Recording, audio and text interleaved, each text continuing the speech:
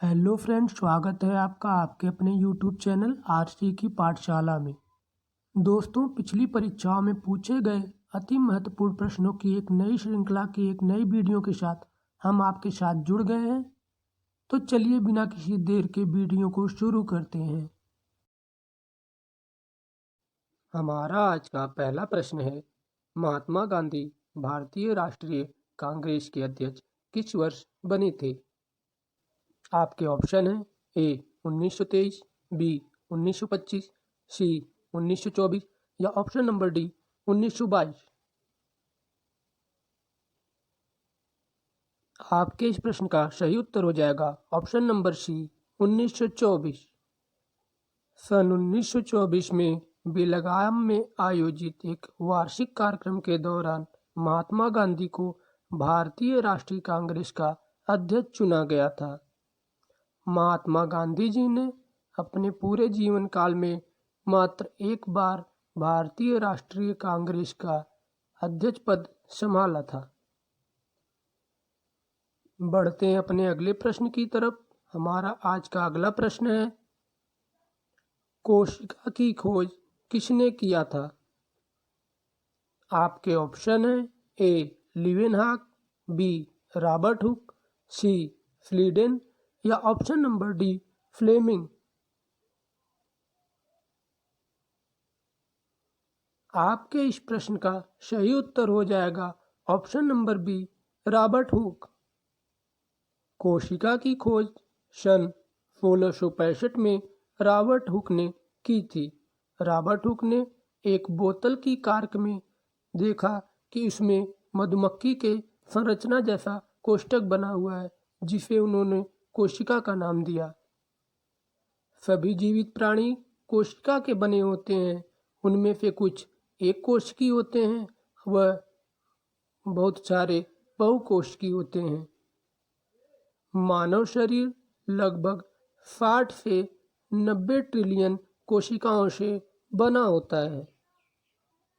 बढ़ते हैं अगले प्रश्न की तरफ। हमारा आज का अगला प्रश्न है, एक ही तत्व या विभिन्न तत्वों के परमाणु आपस में मिलकर क्या बनाते हैं? आपके ऑप्शन है ए अणु, बी प्रोटॉन, सी आयन या ऑप्शन नंबर डी इलेक्ट्रॉन।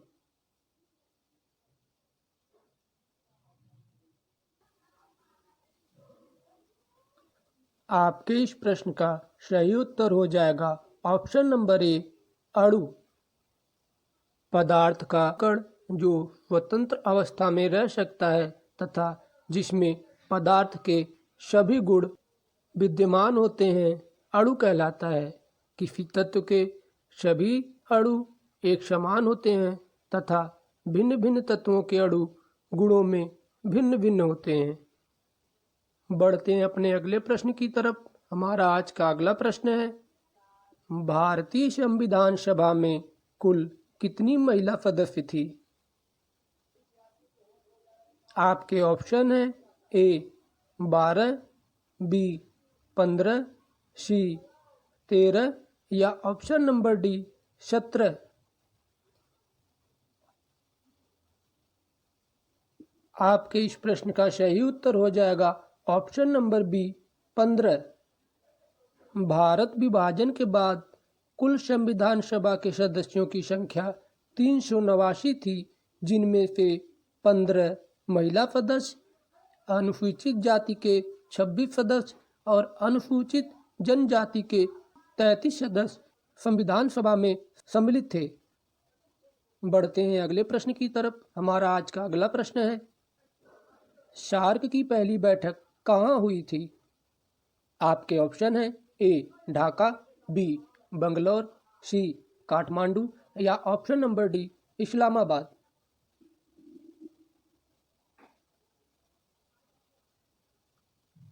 आपके इस प्रश्न का सही उत्तर हो जाएगा ऑप्शन नंबर ए ढाका।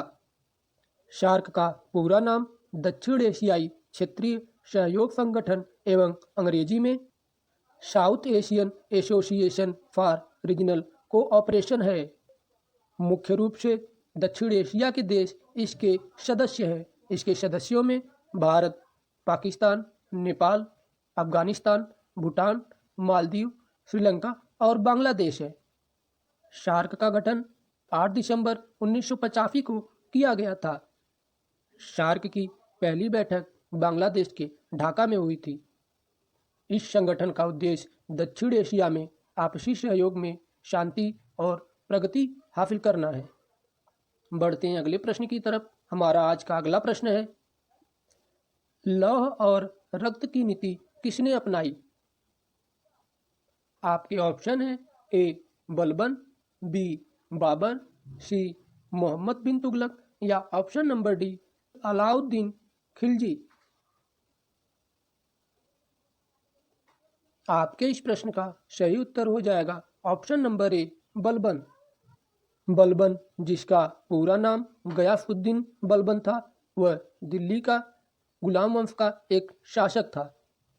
उसने 1240 से 1287 की अवधि के बीच राज्य किया था। बलबन एक तुर्क गुलाम था जो गुलाम के रूप में भारत लाया गया था और इल्तुतमिश ने उसे खरीद लिया था। लौह और रक्त की नीति बलबन के द्वारा ही अपनाया गया था। बढ़ते हैं अगले प्रश्न की तरफ। हमारा आज का अगला प्रश्न है, दूध के दांतों की संख्या कितनी होती है?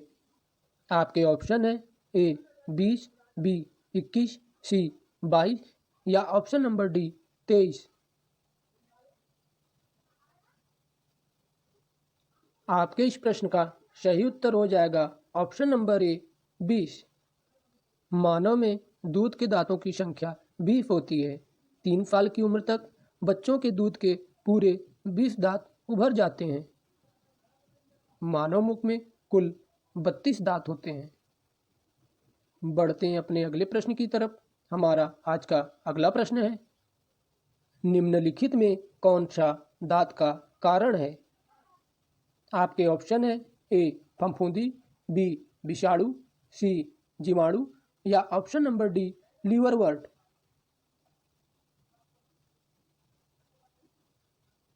आपके इस प्रश्न का सही उत्तर हो जाएगा ऑप्शन नंबर ए फफूंदी।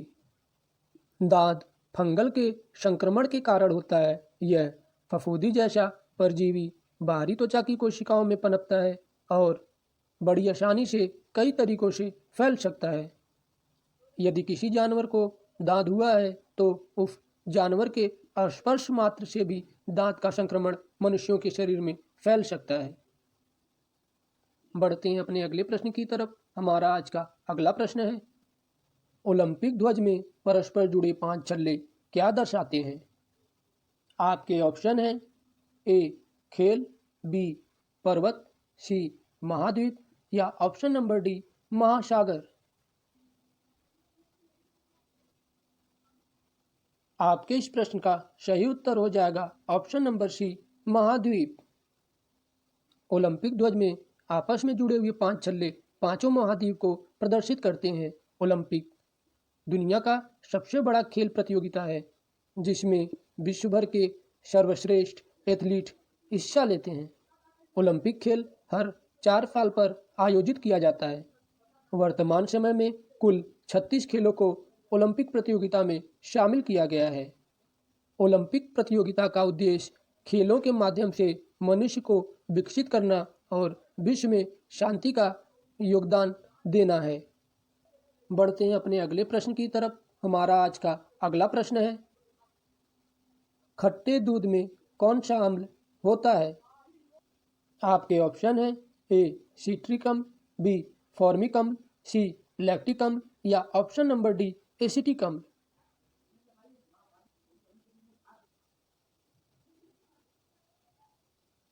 आपके इस प्रश्न का सही उत्तर हो जाएगा ऑप्शन नंबर सी लैक्टिक अम्ल। खट्टे दूध या दही में लैक्टिक अम्ल उपस्थित होता है।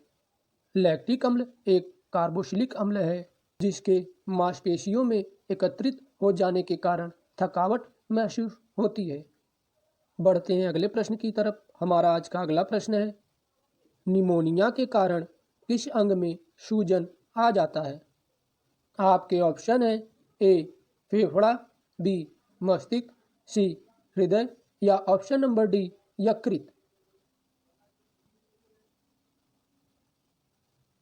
आपके इस प्रश्न का सही उत्तर हो जाएगा ऑप्शन नंबर ए, फेफड़ा। निमोनिया मुख्य रूप से विषाणु और जीवाणु के संक्रमण के द्वारा होता है। निमोनिया ग्रसित व्यक्ति के फेफड़ों में हवा की थैली मवाद और तरल पदार्थ के साथ सूज जाती है, जिसके कारण फेफड़ों में अत्यधिक दर्द का अनुभव होता है। निमोनिया के लक्षणों में सांस लेने में कठिनाई, बलगम के साथ या बिना बलगम के खांसी, बुखार और ठंड लगना शामिल है। बढ़ते हैं अपने अगले प्रश्न की तरफ। हमारा आज का अगला प्रश्न है, मुरुगप्पा गोल्ड कप किस खेल से संबंधित है?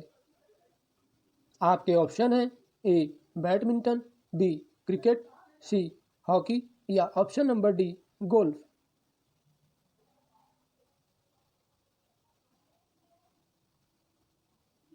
आपके इस प्रश्न का सही उत्तर हो जाएगा option number C, hockey. Murugappa gold cup hockey से संबंधित है। हॉकी के अन्य cup Beighton cup, Nehru trophy, Aga Khan cup, Dhyanchand trophy आदि हैं। बढ़ते हैं अपने अगले प्रश्न की तरफ। हमारा आज का अगला प्रश्न है, बिरजू महाराज का संबंध किस शास्त्रीय नृत्य से है? आपके ऑप्शन है ए, कथकली, बी, कथक, सी, भरतनाट्यम या option number D, Manipuri.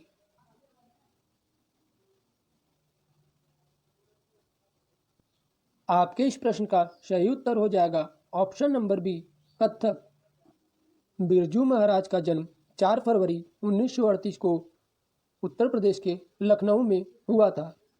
Birju Maharaj एक शास्त्रीय नर्तक थे जो कथक नृत्य करते थे। कला के क्षेत्र में उनके योगदान के लिए उन्हें पद्म विभूषण, संगीत नाटक अकादमी और कालिदास सम्मान से सम्मानित किया गया है। सन 2016 में आई हिंदी फिल्म बाजीराव मस्तानी में मोहे रंग दे लाल गाने के नृत्य निर्देशन के लिए उन्हें फिल्म फेयर पुरस्कार भी दिया गया है। बढ़ते हैं अपने अगले प्रश्न की तरफ। हमारा आज का अगला प्रश्न है, निम्न में से क्या कार्बोहाइड्रेट के स्रोत नहीं है?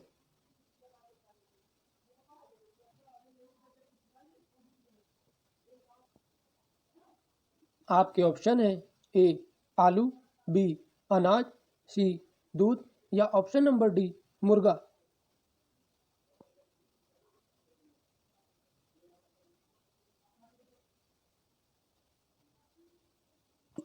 आपके इस प्रश्न का सही उत्तर हो जाएगा ऑप्शन नंबर डी, मुर्गा। कार्बोहाइड्रेट एक कार्बनिक पदार्थ है। यह शरीर में ऊर्जा उत्पन्न करने का प्रमुख स्रोत है। यह मुख्य रूप से चावल, आलू, केला, अमरूद, गन्ना, चुकंदर आदि मीठी चीज़ों में पाया जाता है। ये स्वाद में मीठे होते हैं। इनकी अधिकता के कारण मधुमेह रोग हो जाता है तथा इनकी कमी के कारण वजन में कमी तथा शरीर दुर्बल हो जाता है। बढ़ते हैं अपने अगले प्रश्न की तरफ। हमारा आज का अगला जो कि अंतिम प्रश्न है, बुलंद दरवाजा का निर्माण किसने करवाया था? आपके ऑप्शन है ए, बाबर, बी, अकबर, सी, शाहजहां या ऑप्शन नंबर डी, जहांगीर। इस प्रश्न का उत्तर आप लोग कमेंट बॉक्स में कमेंट करके बताइए। बुलंद दरवाज़ा आगरा से 43 किलोमीटर दूर फतेहपुर सीकरी नामक स्थान पर बनाया गया है। बुलंद दरवाज़ा को जीत के द्वार के उपनाम से भी जाना जाता है। तो इस तरह से हमारा आज का ये सेशन यहीं समाप्त होता है। अगर आपको वीडियो अच्छी लगी है तो दिल से लाइक कीजिए और वीडियो को अपने दोस्तों में ज़्यादा से ज़्यादा संख्या में शेयर कर दीजिए।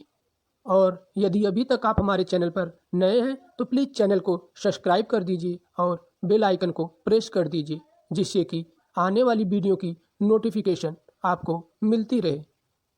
तो मिलते हैं एक और पिछली परीक्षाओं में पूछे गए प्रश्नों पर आधारित वीडियो के एक नए संकलन के साथ। तब तक के लिए धन्यवाद।